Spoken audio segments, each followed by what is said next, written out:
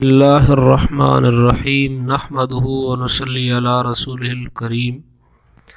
حدیث پاک میں ایک مختصر سی دعا آتی ہے، اللہم انی اسألک العفو والعافیت فی الدنیا والآخرہ۔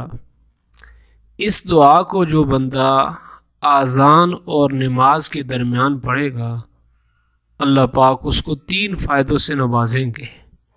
سب سے پہلے اللہ پاک جو تنہائی کا گناہ ہے اللہ اس سے بچائیں گے۔ آج کل کے ان میں نیٹ کا دور ہے، برے فحاشی کی چیزیں وہ تنہائی میں بہت جلد آسانی سے میسر ہوتی ہیں۔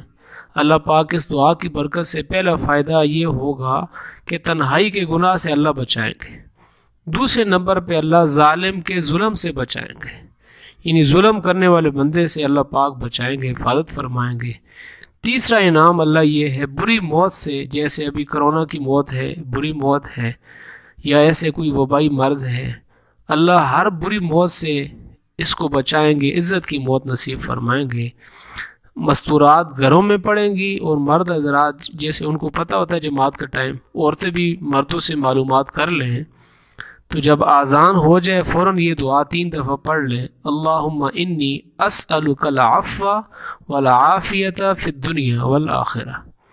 جو 3 دفعہ پڑھے گا آذان اور نماز کے درمیان، اللہ 3 انعام عطا فرمائیں گے۔ تنہائی کے گناہ سے اللہ بچائیں گے، بری موت سے بچائیں گے، اور ظالم کے ظلم سے بچائیں گے۔